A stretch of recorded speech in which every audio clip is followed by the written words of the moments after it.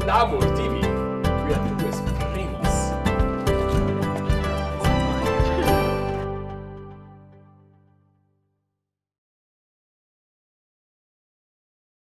Hello everybody, first of all. We are going to talk about living sequential expression, taking inspiration from François Gouin. So, I will talk first of all about the experience of this Frenchman from the end of the 19th century called François Gouin, and his difficulty and his failure in learning German.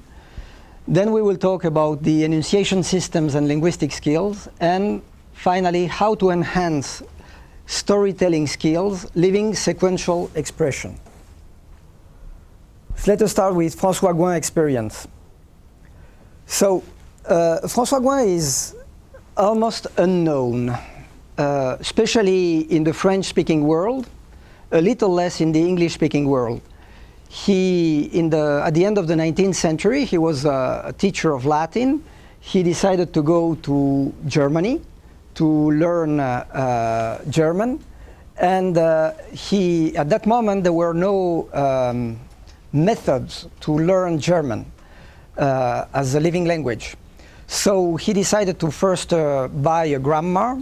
He studied this grammar very seriously, and after that he tried to go to the university to see if he understood something in German, and it was a complete failure. He learned a full book of roots, of German roots, and it was again a complete failure. And then he started translating Goethe and Schiller, and to no avail. He didn't understand anything in German.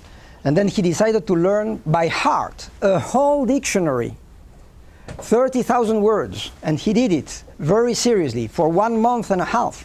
And in the end, he was still not able to speak a single word of German.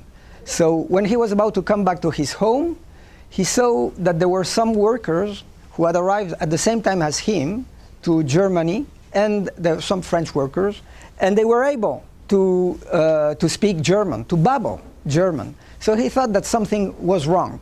And he was even more surprised when he came back to his home and he saw that his nephew, who was only 2 when he had left Germany, was already 3. And in 1 year, a guy who was only 2 years old, he had managed to learn the French language very well. And he himself had not been able to learn German, spending a whole year in Germany. So he started to study how children learn their own language, and he drew his own conclusions. And his main book, L'art d'enseigner et d'étudier les langues, which has been translated into English, is the result of these observations. I was very surprised reading this book to discover many insights and sometimes some ideas that, in my opinion, have not been exploited up till now in second language acquisition. What are the main principles of the method of François Gouin? First of all, it seems that everything goes without saying. It's just common sense what he was saying. But unfortunately, many times it is not done. He's saying that the ear is more important than the eye. There are 3 steps when one learns: reception, reflection, conception. First we receive the information, then we reflect upon it, and then we conceive it. Then he was talking about the importance of the verb and of its means within the sentence. So when we listen to a sentence, the most important part is the verb, and then perhaps the instrument with which the action has been done. And then his main idea, sequentiality. So the first logical operation is sequentiality. A child is receptive to the idea that things are done within a sequence. I do first this, then that, then that. And they learn through sequentiality. So we reduce our experience to sequentiality, putting order in it. And sometimes even when we are told about something that has happened in a different order, immediately we put order in what we have heard, and we put a sequentiality in what we have heard, and we cannot learn things if they are not learned according to a clear order. And then a fifth idea, which is very important, he was saying basically that to learn a language is to transform human experience in that language. If I know how to say everything that I do or that I feel in that language that I am learning, I have learned it. So I have to transform human experience into a language. And this is why he was suggesting learning some themes, some domains of vocabulary according to series and themes. We are going to talk about that just now. So, first of all, I would like to talk about the enunciation systems and the linguistic skills. And this is not François Gouin, this is just general linguistics. So, we have four main enunciation systems, four main ways of speaking, of using language. First, we have the dialogue, in which I will mainly use the pronouns I and you. This is what we have in the drama, in philosophical dialogues. Then we have the tell. I tell something, and the main pronouns will be I and he. This is what we have in a novel, in the biography, in a fairy tale. Then we have the speech, what I am doing now. I am giving a speech. It could be a social, juridical, political speech. It could be an apology, a didactic text. And then we have the poem, lyrical poetry, lyrical songs. Those are the four main enunciation systems that linguistics has recognized, the four main ways of using language. So, and we could say that we have 5 elements in second language acquisition. Second language acquisition, what are we learning? We are learning grammatical skills, and that puts into action the 4 main enunciation systems that we have just seen. The vocabulary, we are learning vocabulary when we learn a new language, and that also puts in action the 4 main enunciation systems. Then there are the conversation skills, so the dialogue. We have that in daily interaction, in phone conversation, when we Skype, when we send SMS. Storytelling skills, when we have to tell an experience or a dream, when we have to tell a joke, even when we have to follow a recipe. There is a kind of storytelling in the recipe, when we report on a robbery or an accident. And then we have the speech skills. This is what we use when we write a letter, when we lecture, when we say a prayer, when we make a description, when we tweet. When we tweet, we are not expecting someone to answer back. We are just saying. When we, in a blog, etc. So, there are different skills that are enhanced for each one of these situations. The conversation skills are enhanced through situation mapping. I am going to talk about that just in a moment, how we can map our whole experience into our own language.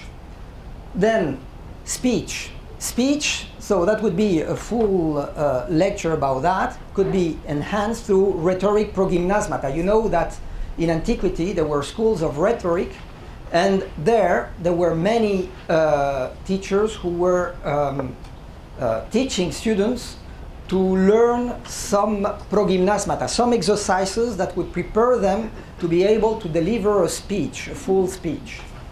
And then, what interests us today, the storytelling skills that can be enhanced through the series method that we are going just to analyze. So, the series method has 3 main objectives. We have to fill lexical gaps. It's amazing how there are people who have half a language. Perhaps in Latin we have only half the language. Perhaps if we had to explain how we are cleaning the house in Latin, we would have difficulties. And in Greek, the same thing. How am I going to say all what I am doing when I am cleaning the house? Okay? Or when I am doing the washing up? So let us say that in Greek. What are the verbs that I am going to use? What are the words? So there are sometimes words that are only known in a single language and not necessarily in the mother tongue. So it's important to fill the lexical gap in order that the language that we are going to learn, be it Latin or Greek or Esperanto or whatever, is a full language and not a half language. Then there is a need of transforming the whole human experience into our own language. If I am not able to transform all what happens to me into a language, and if I am not able to communicate about that into that language, I have a half language, I don't have a full language. And then we have to sort or classify human experience through sequentiality. So let us see how this works. First of all, let us see how memory works. There are four main factors that enhance memory. First of all, connection. It's impossible to learn things that are completely disconnected. If things are connected, it's much easier to learn them. I always say the same thing, but I mean, it would be very long to take very long to talk about that now. But it's amazing how some songs that are some romances in Spanish, which tell a whole story, are easily memorized, not only because of the rhythm and because of the melody, but also because there is a sequentiality. Something happens first and something happens afterwards. And if I learn the correct order, it's much easier afterwards to tell the story. Then you have the senses. So memory works through senses. I memorize what I have seen, what I have heard, what I have experienced. And it is enhanced through images. Then you have the experience. If I have done something myself, it's much easier to memorize it. This is why TPR, total physical response, you are familiar with that technique, is very much effective to memorize vocabulary. Because when one acts and follows the commands, one memorizes much easier, much more easily what has to be learned. And then there is the context. The context is a powerful tool in order to enhance memory. This is why we learn through comprehensible input, as Krashen used to say. So the living sequential expression, this technique that we try to develop following the experience of François Gouin, it intends to associate these four factors, mapping tasks and events. So, tasks and events. It's important to establish a list of daily tasks. What do I do every day? And to be able, first of all, to say in Latin or in Greek or in the language that I am going to learn, all the things that I do every day. So, I get up, I wash my teeth, I comb my hair, all these kind of things, to be able to talk about everyday life. If I am not able to talk about everyday life, I don't have the basis of the vocabulary. There are things that we do every day. There are things that we do every week, every month, every year. There are also some rare lifetime events which map human experience. The normal order is to start with everyday tasks. And for each task or an event, we can develop one or several sequences of 4 to 7 actions consistently related to one another in order to practice a sequential PPR in different tenses. We are going to give afterwards quite a few examples about that, and something that seems very abstract will seem to you very, very concrete. At the end of every subset of 4 or 5 tasks, it would be useful to have an episode of a tale, so a small text, which mainly use the vocabulary that was developed in the different sequences, and also sometimes a small dialogue, just in order to reinforce the vocabulary that has been acquired. So let us talk about daily tasks. What are the daily tasks? I have tried to collect some ideas about daily tasks. You have, first of all, general movements. I sit down, I stand up, I walk, I run, I I go to the blackboard, I come to my place, I jump, I whatever. To get up, to wash oneself, to get dressed, to have breakfast, to go to school or to work, to take a bus, to go somewhere by car, having lunch, reading, going to the park, having a snack, doing homework. All of those are daily tasks. Talking on the phone, cooking, having dinner, going to bed, etc. The family. Preparing this, I discovered words that I didn't know in ancient Greek, and they were essential. Would you believe it or not? I think that I have been learning Greek for almost 40 years. Just this year. Just this very year. And just 1 month ago. That I have learned how to say in ancient Greek, you won't believe it, mami. Who can tell me how you say mami? Not mother, mami in ancient Greek. Nobody. Daily task. That's the basis. We have to start with that. So, mami, you say mamia in ancient Greek. Okay, because I had to prepare this task. So I imagine a boy who is going to kiss goodnight every member of his family. So first of all, you have to say goodnight. How do you say goodnight in ancient Greek? That's also something that is not easy to find. Hygiaine. Okay, so hygiaine and then goodnight, mommy. Hygiaine, mamia. It took a time to find it. But that shows us how we are lacking. I mean, I think that in Latin it's different, because in Latin there has always been a continuity of speaking Latin. But for ancient Greek, sometimes we lack the basics. Weekly tasks. Washing the laundry, cleaning the house, refueling, playing with pets, writing a letter or mail, running, etc. Monthly tasks. Going to the hairdressers, buying clothes, going to the movies, taking a taxi, dancing, going to the pharmacy. We have to say all that in the language we are learning. Yearly tasks. Changing a wheel, hanging a picture, making fire, going to a well, a road accident, being wounded at the hospital, a dispute, etc. More daily tasks. Once or a few times in a lifetime, being born. Change diapers could be every day if you have children who are very, very young. But I mean, it happened to you only once in your life. Growing up, dating, wedding, dying, etc. Well, but you can't talk about that. So, the order of the teaching session could be first a sequential total physical response. So, learning, organizing the TPR, the total physical response, according to a sequence. So, we have to find things that are logically connected. If I am writing a letter, first I take paper, then I take the pen, then I start writing, then I fold the letter, etc., etc. And I have to say all these things. Then telling what I, you, she, he is doing, has done, enhancing it through images, through comprehensible input, with the aim of mapping the whole human experience. So let us start.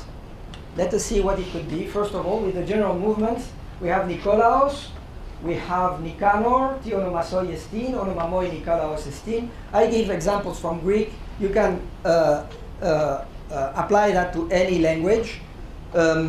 So, here we have a first sequential series. We are working on movements, and everyday movements. So, anasthethi, peripatei, stethi, and then kathison. So, I can say that in the imperative, okay? Then, I can organize exercises in order that each one says it in the present tense, anistatai Stephanos, peripatei, histatai, kathisdei. In the aorist, in the future. And it's much easier to learn these verbs when they are interconnected because we have a sequence. So we have the logical connection. And for the person who will learn, it will be much easier to learn it in that way. Let us go on. Here, a slight variation to run instead of walking. Treje. And then I can learn trechei, edrame, drameita. Then we can introduce here and there, which is very important because those are words that are linked to the moment where I speak. So there are in French they are called embrayeurs. So kathison chode, kathison ekei, peripatei chode, peripatei ekei. And we can apply it to other verbs with another verb, treche, in order that we see what is going on. To have several examples helps to understand what is going on. Same thing here, kathison epiten cathedral, kathison epiten trapez dan chode. So, to understand the meaning of chode, another example. Then we introduce bradeos, tacheos. Slowly, fast. Okay. Peripatei bradeos, treche tacheos. And then again, Hostefanos bradeos peripatei, Hostefanos bradeos periepatese, Hostefanos bradeos peripatese. We go on with the movements. Kathison bradeos, kathison tacheos, bradeos treche, tacheos peripatei. Elce jode, poreuce tiekei. So, we go on just here. We have a sequence. So, come here, go there, come back. So, to learn these verbs within a specific order is something that is very useful in order to enhance the memory.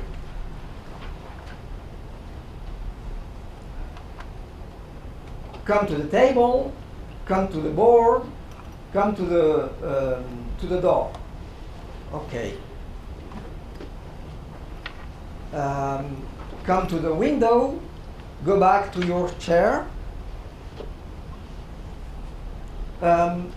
Here again, it's a way of practicing not only the verbs but also the vocabulary, the nouns.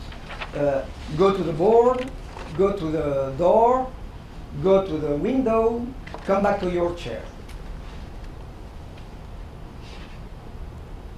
So the exercises go on and become each time more sophisticated. Here we have two characters. So I wanted also to stress the fact that someone just looking at the images can almost guess the meaning of what is going on.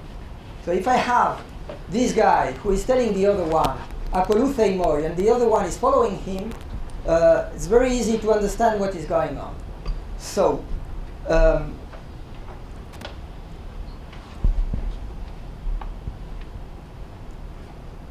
again, developing the sequentiality. So, go up the stairs, turn, go down the stairs, turn to the right, turn to the left. Here we go on practicing the same movements. Here we introduce the idea of jumping, anapeedeson.